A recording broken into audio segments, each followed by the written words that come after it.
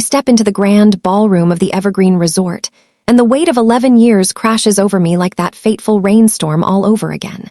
Chandeliers drip crystal light across marble floors, casting a glow on faces flushed with champagne and false cheer. Wealth whispers through the room in hushed tones of respect, but for me, it's a battlefield disguised as a celebration. My husband, Marcus, places a steady hand on the small of my back, his engineer's eyes sharp from years of designing precision systems, assessing the crowd with quiet vigilance. "Breathe, Paulina," he murmurs, his voice a lifeline in the chaos. "We've earned this." Our son, Theo, tugs at his little bow tie, his 6-year-old patience already fraying. "Mom, this thing's choking me like a snake." I kneel down, adjusting the fabric with a forced smile, my heart pounding. "Just a bit longer, buddy. Remember our deal. Good behavior now, pool time later." The crowd parts like a curtain in a play I never auditioned for, and there she is, my sister, Elena. Her profile catches the light, that slight tilt of her head as she laughs, a gesture etched into my bones from childhood. I haven't seen her in over a decade, but my body remembers. The flinch of old wounds, the burn of betrayal. She's the bride, radiant in white, raising a champagne flute in a toast. Our eyes lock across the room, and time fractures. The flute trembles in my hand, the only sign of the earthquake raging inside me. I hadn't connected the dots when the invitation arrived, Dr. Daniel Harlan, the groom. I assumed Elena still carried our family name, Whittaker. But no, she's Harlan now, or soon will be. Elena's gasp slices through the ambient chatter like a knife through silk. Heads turn, the music swells on obliviously, but a bubble of silence envelops us. Behind her, Mother's face pales to ash, then blooms crimson with fury. Father steps forward, his broad shoulders forming the same protective wall he's always built. For her, never for me. "What are you doing here?"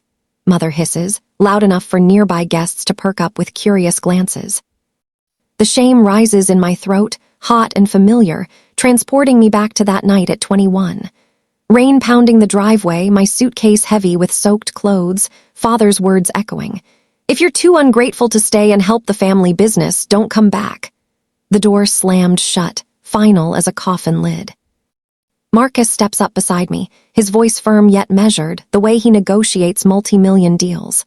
"My wife is a guest here. She's the CEO of Vitatech. We were personally invited by the groom." The name Vitatech ripples through the cluster of medical professionals nearby, doctors, surgeons, executives. Whispers ignite. "Vitatech, the patient monitoring innovators." Recognition dawns in their eyes, and a woman in a burgundy gown turns to her companion.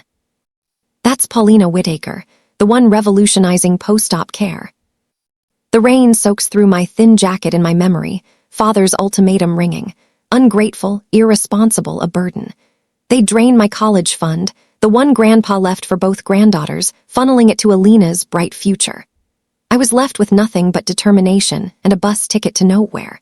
Now I stand tall in a sleek Valentino gown, the scared girl replaced by a woman who forged an empire from scraps.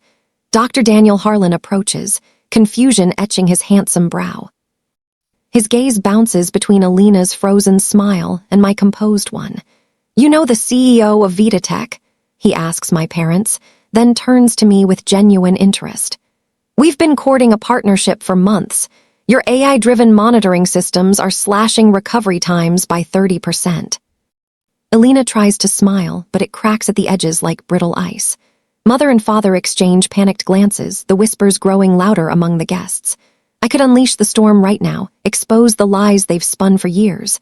How they told everyone I'd flunked out, vanished into failure while pocketing my inheritance for Elena's luxuries. The power surges through me, intoxicating. But I hold back, saying simply, "Hello, Elena. Congratulations."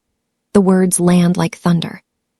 She flinches, Marcus's hand on my back a silent query. Stay or flee? Theo looks up innocently. "Mom, is that lady in the white dress your friend?" Daniel's eyes sharpen, darting between us. "Elena, I thought you said your sister was." His voice trails off, suspicion creeping in.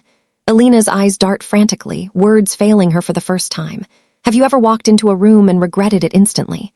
The smart play would be to grab my family and slip away, let Elena bask in her fabricated glory. But regret is just fear in disguise, and I've outgrown fear.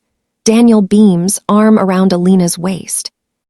"And this is my wife-to-be, Elena, a Stanford grad managing her family's prestigious clinic back in Vermont. I stand 10 feet away, champagne untouched, watching her nod demurely to a group of doctors. Her pearl earrings catch the light as she tilts her head, a tell from our childhood, signaling an incoming lie. The Whitaker Clinic has served our community for 3 decades, she says, voice a perfect blend of pride and humility. We specialize in family medicine with cutting-edge geriatric care. Marcus touches my elbow, nodding to a nearby conversation. A silver-haired executive eyes my name badge. Vitatech, Paulina Whitaker, your summit presentation last month was groundbreaking. Your systems are in 4 states now, right? 5, actually, I reply with a smile. We just inked Northwestern. Across the room, Elena stumbles over a response about emerging therapies. The questioning doctor furrows his brow. I thought Stanford shifted from that protocol years ago. Her laugh pitches too high. Academic debates, you know. Daniel's arm withdraws slightly, his expression tightening. He's noticing the cracks. Paulina, Father's voice booms behind me, unchanged after 11 years, the commanding tone that once had me slaving at the clinic while Elena pursued piano and parties. You need to leave, you're ruining Elena's day. Marcus stiffens, but I steady him. I was invited by Daniel. Care to explain why that bothers you? Father's face reddens, his expensive suit hiding the small-town tyrant beneath. Don't play games flaunting your so-called company. Vitatech isn't a claim, Marcus interjects, every inch the MIT alum. Your daughter keynoted Boston's MedTech conference. Her systems are in 27 hospitals. A guest overhears, recognition sparking. Mother hovers near Elena, steering colleagues away desperately, her hands fluttering like trapped birds. Too late, the room buzzes with connections. Theo tugs my hand. Mom, cake now? Soon, sweetheart. He points at Elena. Is she your sister? Did she go to Stanford like you wanted? Father's color drains. Before he can speak, Theo adds, You showed me your old college pics. The red buildings were cool. Elena drifts closer, Daniel beside her, her face freezing. Stanford, Daniel echoes, looking between us. You went there too, Paulina. Class of 2014. No, I put myself through state college after. Circumstances. A distinguished cardiologist chimes in. You didn't mention your wife's sister is Paulina Whitaker. Her algorithms cut readmissions by 22% at Northwestern. The weight of lies presses on Elena's shoulders. She clutches Daniel's arm, but he steps away, drawn into the professional chatter around me. Rain drums against my old dorm window in flashback. Bank statement glaring, fund depleted, transferred to an unknown account. That same day, Elena's Cancun photos arrived, her spring break, funded by my future. I shake it off as Daniel pulls Elena aside, whispers heated. You said you graduated Stanford, he says, voice carrying. I went there, never heard your name. Remote program, she stammers. Stanford doesn't offer that. Color drains from her as her castle crumbles. Daniel guides me to an alcove, hand trembling on my elbow. Somewhere quieter. We sit, shadows playing on his rattled face. I apologize for this. You didn't know Elena had a sister. His eyes widen. She said you dropped out, couldn't handle it, disappeared. The wound throbs, but I stay composed. I graduated summa cum laude, 3 jobs, coffee shop mornings, hospital desk evenings, call center weekends. 3 jobs. No family support, my fund was reallocated to Elena. Pieces click for him. Memories flood. Crashing on friends' couches, YWCA showers, ramen diets, begging professors for extensions. The hospital desk where I met Marcus, hunched over textbooks, him stopping by. You get Kellerman's theory? It's flawed, I'd said. Coffee led to prototypes, then Vitatech in our tiny apartment. Last quarter, $400M revenue. Across the room, my parents flank Elena like guards, casting frantic glances. They're coming, I say. Marcus approaches, phone discreet for documentation. All good. Catching up. Mother bustles in. Daniel, Boston General, wants you. He stands firm. In a moment, important talk with Paulina. Her smile stiffens. Always the attention seeker, Paulina. Guests shift uncomfortably. In the bathroom later, Elena waits, mascara trembling. Why ruin my wedding? I'm just existing. She slams her wand. You were supposed to stay gone. Fear glints behind her anger. They said you were a dropout, irresponsible. And yet here I am. Emerging, the room shifts, guests drift to us, a neurosurgeon praising Vitatech, an admin slipping her card. 30% complication drop, we want more. Daniel engages, Elena sidelined. Father interrupts. Focus on Elena's accomplishments. Silence drowns the room, truth unspoken but deafening. We didn't plan to stay long. Just long enough to be polite, I told myself. But the universe had other plans. Marcus squeezes my hand once, our silent code for I've got you, and we drift back toward the bar. Theo is already charming a waiter for extra cake, his little bow tie finally surrendered to gravity. I watch him laugh, and for a second the ballroom feels almost bearable. Then Daniel finds us again. This time he's alone, no bride clinging to his arm. His face is the color of printer paper. Paulina, can we talk privately? His voice is low, urgent. The kind surgeons use when they're about to deliver news that will shatter someone's world. I nod. Marcus gives me a look, I'm one text away, then takes Theo to the dessert table. Daniel leads me to a small balcony overlooking the resort gardens. Fairy lights twinkle below like fallen stars. The night air smells of jasmine and impending storm. I just asked Elena a simple question, he says, staring at the horizon instead of me. I asked to see her Stanford diploma photo. She said it was in storage. Then I asked why none of my old professors remember her. She started crying. Paulina, she never went to Stanford, did she? I let the silence answer for me. He exhales like someone punched him in the soul. She told me she ran your parents' clinic, that she was the medical director, that she was the one who turned it into a regional leader. His laugh is bitter. Turns out she's the receptionist, has been for 8 years. The pieces click so loudly, I almost hear them. Daniel, there's more. I keep my voice soft, the way I do when I'm about to close a 9-figure deal. My parents have been committing Medicare fraud for at least 15 years. Upcoding, phantom procedures, billing for visits that never happened. I have the original ledger from when I worked there as a teenager. I kept copies. I was too scared to use them back then. His head snaps toward me. You're telling me the clinic I just invested my entire signing bonus into is a criminal enterprise? I nod once. He looks like he might be sick over the balcony railing. I didn't come here to destroy your wedding, I say quietly. I came because you invited Vitatech. I never expected. I gesture toward the ballroom where Elena is now surrounded by my parents, all 3 of them throwing desperate glances our way. Daniel drags a hand through his hair. I need air. I need to think. He starts to walk away, then stops. Paulina, whatever happens next, thank you for telling me the truth, even if it just cost me everything I thought I was building. He disappears inside. I stay on the balcony a moment longer, letting the cool air steady me. 11 years ago, I stood in the rain with one suitcase and a broken heart. Tonight, I stand in custom heels watching a cardiologist's dreams crack like cheap glass. When I step back into the ballroom, the energy has shifted. Word travels fast in medical circles. I see it in the sideways glances, the hushed conversations that stop when I pass. A trauma surgeon I met at a conference last year actually applauds under his breath as I walk by. Quiet legend, he mutters to his wife. Elena spots me from across the room. Her mascara is smudged now, 2 perfect black rivers down her cheeks. She starts toward me, but Mother intercepts, steering her away like a child caught stealing. Father is on his phone, packing, sweat shining at his temples even in the air-conditioned splendor. Marcus materializes at my side with Theo on his shoulders. Pool time, Theo asks hopefully. Almost baby. I kiss his cheek, tasting frosting. One more thing. I slip a cream envelope from my clutch, Vitatech stock certificates worth exactly $500,000. A wedding gift, not charity. A statement. I hand it to a passing server with quiet instructions. Please deliver this to Dr. Harlan with my congratulations. The server nods and disappears into the crowd. Marcus raises an eyebrow. You sure? I'm sure. Because tonight isn't about destroying Elena. It's about reminding her, and everyone who ever chose her over me, that the girl they threw away became the woman they now need.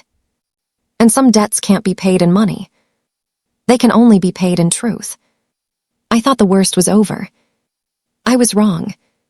The string quartet is still playing Vivaldi, but nobody is dancing anymore. The ballroom has turned into a living autopsy, every conversation slicing open the corpse of my family's lies. I'm standing near the champagne tower when it happens. Daniel re-enters the room alone. No bride, no smile. He walks straight to the head table, picks up the microphone the DJ uses for toasts, and taps it twice. The feedback squeal silences the entire room. "Ladies and gentlemen," he begins, voice steady but laced with something lethal, "I need 5 minutes of your time." You could hear a champagne bubble pop. He doesn't look at Elena. He looks at the crowd, at the sea of white coats and designer gowns, at the people who matter in medicine. Many of you know me as the new cardiothoracic attending at Boston General. Some of you have heard me talk about the woman I was going to marry tonight, Elena Whitaker, Stanford-trained physician, clinical director of the Whitaker family practice. A ripple of confusion. Heads turn toward Elena. She's frozen beside my mother, clutching a napkin like a life raft. Daniel continues, calm, surgical. "Tonight I learned that none of that is true. Elena never attended Stanford. She never earned a medical degree. She has never run anything more complex than the front desk schedule." Gasps, actual gasps. Someone drops a glass, it shatters like gunfire. Elena makes a strangled sound and takes one step forward. "Daniel, please." He finally looks at her, and the temperature in the room drops 10 degrees. "I also learned," he says, "that the clinic I just poured my life savings into has been systematically defrauding Medicare for 15 years. Upcoding, phantom patients, billing for consultations that never happened. The FBI opened a case file last month." A woman near me whispers, "Holy shit." My father surges forward, face purple. "This is a wedding, not a—" Daniel cuts him off with one raised hand, the same hand that will one day hold someone's beating heart. Dr. Whitaker, the lead investigator, is a personal friend. He's on his way here now with a warrant. The room explodes into chaos. Phones come out, cameras, someone live streams. I watch my father age, 10 years and 10 seconds. Elena is crying openly now, mascara rivers turning into floods. She stumbles toward Daniel, reaching for his arm. He steps back, out of reach, and the rejection is so complete it feels violent. Then Daniel turns to me. "Paulina," he says into the microphone, and every eye follows. "I invited Vitatech here tonight because your predictive monitoring system is saving lives in my OR every single day. I had no idea the woman behind it was the sister my fiancé erased from existence." He pauses, lets that land. "I owe you an apology on behalf of every lie told about you, and I owe this room the truth." He sets the microphone down. The quartet has stopped playing. The only sound is Elena sobbing. Mother tries to hustle her toward the exit, but a cluster of doctors blocks the way, openly starring. One of them, a woman I recognize from the American College of Physicians board, actually says, loud enough for everyone, "You told us your sister was dead." Dead. That's the story they told people, not dropout, not runaway, dead. Something inside me finally snaps, not with rage, but with a cold, crystalline clarity. I walk forward until I'm standing beside Daniel. Marcus is right behind me with Theo on his hip, shielding our son from the worst of it, but letting him see enough to know Mommy is unbreakable. I don't take the microphone. I don't need to. The room is already mine. "I was never dead," I say, and my voice carries without amplification. "I was disowned at 21 after my college fund was drained to pay for Elena's lifestyle and my parents' lies. I slept on couches. I worked 3 jobs. I built Vitatech in a 1-bedroom apartment with a toddler on my lap and a dream in my heart." I turn to my parents. "You told people I was a failure. Tonight the world sees who the real failure is." Then I look at Elena, really look at her, maybe for the first time since we were children. "I don't hate you," I tell her softly. "I pity you because everything you have is rented, everything I have I earned." I take the cream envelope from the server, the one with the Vitatech stock, and I walk straight to Daniel. This was meant as a wedding gift, I say, handing it to him. Keep it. Consider it seed money for the practice you'll build when this is over, one that's honest. He takes it with both hands, eyes shining with something that might be tears. Behind me, Elena collapses into a chair, bridal gown pooling around her like surrender. Security appears at the main doors, 2 agents in windbreakers, badges glinting. My father sees them and actually staggers. The wedding is over. But my story, it's just getting started. 6 months have passed since the Evergreen Resort Ballroom became ground zero for my family's implosion. Vitatech is now in 38 hospital networks. Last week Forbes put me on the cover, the quiet billion-dollar revenge of Paulina Whitaker. I didn't pose for the photo. They used the shot someone took of me walking out of that wedding, Theo on Marcus's shoulders, my back straight, chin high, the night lights glittering behind us like I'd just conquered a kingdom. I thought I was done with them. I was wrong again. It's a Thursday in early November. Theo is at school.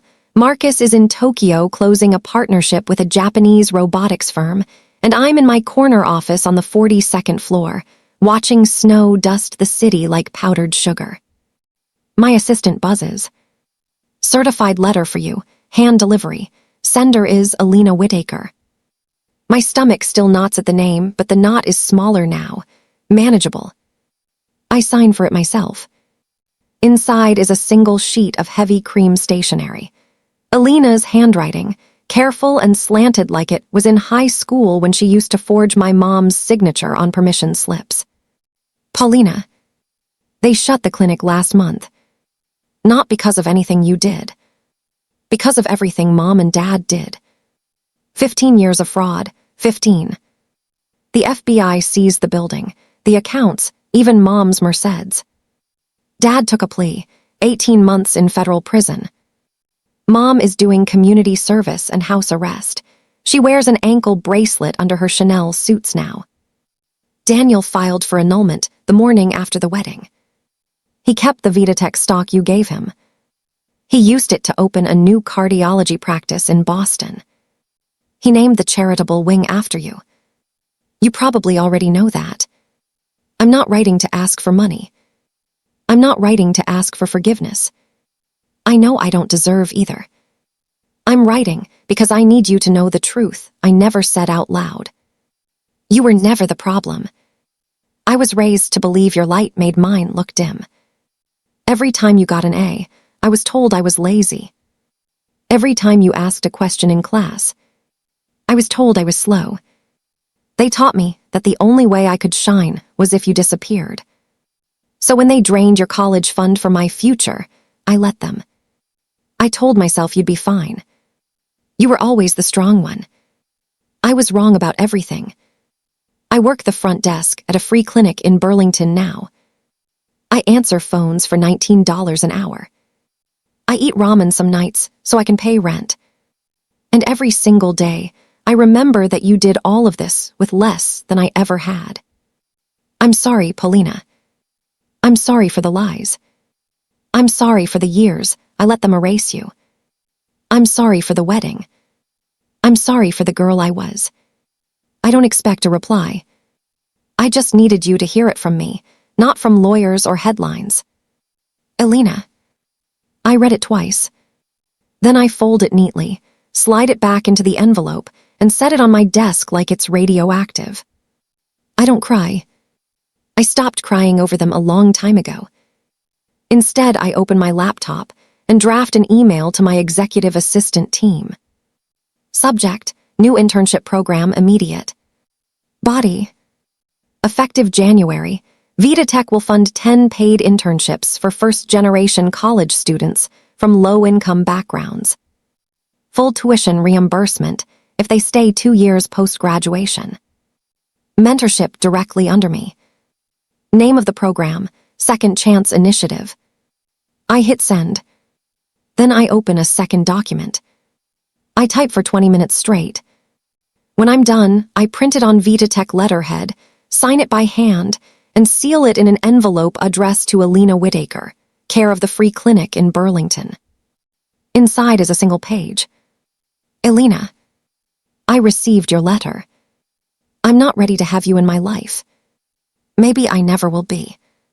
But I'm also not the people who taught us both that someone has to lose for someone else to win.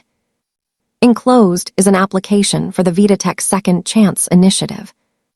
It is a paid internship in our clinical training program. It is open to anyone with a high school diploma and a desire to start over. If you are accepted, you will work hard. You will earn every cent. You will never mention our childhood again unless I bring it up first. There is no favoritism. There is no charity. There is only the same chance I once gave myself. Fill it out. Or don't. The choice is yours. Paulina Whitaker, CEO Vitatech. I add the application packet, seal the envelope, and hand it to my assistant with instructions to overnight it. Then I close my office blinds, sit on the floor with my back against the glass wall, and finally let the tears come, not for the sister I lost, but for the woman I became without her. Some wounds scar over. Some bridges stay burned. And some doors you leave open just a crack, not because they deserve it, but because you're finally strong enough to decide who gets to walk through. 1 year later. May sunlight pours through the floor-to-ceiling windows of our new house, the one we built on 10 quiet acres outside the city. No gates, no security, just birdsong, a vegetable garden, and the sound of Theo laughing as he races his dad to the tomato rows with a watering can twice his size. I'm kneeling in the dirt, sleeves rolled high, planting the last of the purple coneflowers when my phone buzzes on the patio table. Unknown number, Vermont area code. I almost let it go to voicemail. Instead, I wipe my hands on my jeans and answer. Paulina Whitaker. A pause, then the voice I haven't heard in person since the wedding. Hi, it's Elena. I close my eyes. The garden smells like warm earth and possibility. I got the internship, she says, rushing the words like she's afraid I'll hang up. I've been here 6 months. They just promoted me to junior clinical coordinator. I wanted to thank you, in person, if you'll let me. Silence stretches between us, filled with a decade of ghosts. I look across the yard. Marcus has stopped pretending to weed and is watching me, ready to end the call with one nod if I need him to. Theo waves a muddy hand, grinning like the sun itself. Send me your address, I finally say. Come next Saturday, noon, bring nothing but yourself. I hang up before I can change my mind. Saturday arrives golden and warm. At 11:59 a.m., a 10-year-old Honda Civic pulls into our gravel driveway. Elena steps out in jeans and a simple white blouse, hair in a low ponytail, no makeup, no designer anything. She looks 28 going on 40, and for the first time in my life she looks small. Theo barrels toward her like a missile. Are you Mom's sister? You look like her but sadder. Marcus scoops him up before he can tackle her. Buddy manners. Elena's eyes fill, but she laughs, a real one rusty from disuse. It's okay. Hi, Theo, I'm Elena. I walk over slowly. We stand 3 feet apart, the same distance that separated us across that ballroom a year ago. Only now there are no lies between us. Hi, I say. Hi, she answers, voice cracking. We don't hug. We're not there yet. Maybe we never will be. Instead, I gesture toward the garden. Want to help plant the rest of the seedlings? She nods too fast, like she's scared I'll take the offer back. We spend 2 hours on our knees in the dirt. Theo shows her how to space the peppers. Marcus brings lemonade and stays close enough to referee but far enough to give us air. At one point, Elena's hand brushes mine as we both reach for the same trowel. We both freeze. I practiced what I'd say 1,000 times, she whispers. None of it feels like enough. You don't owe me a speech, I tell her, pressing a seedling into the earth. You owe yourself a life you don't have to lie to live. She watches me pat the soil around the tender roots. I used to think success meant being better than you, she says quietly. Turns out it just meant becoming someone I could stand to look at in the mirror. I don't reply right away. I finish planting 3 more flowers before I speak. Some plants grow fine side by side, I say, echoing the lesson I give Theo every spring. Others steal the light, the water, the space. You and I, we were planted too close by people who never learned how to prune. I sit back on my heels and finally meet her eyes. I'm not forgiving them, I say. I don't know if I ever will, but I'm done letting their choices decide who I let into my garden. Elena's tears fall onto the dirt, watering the seeds we just placed. I don't expect to be family again, she says. I want to earn the right to be someone you don't have to protect yourself from. I nod once. That's enough for today. We finish the row in silence. When the last seedling is in the ground, Theo grabs both our hands and drags us to the patio for popsicles like it's the most natural thing in the world. Later, when Elena's Civic disappears down the driveway, Marcus wraps his arms around me from behind.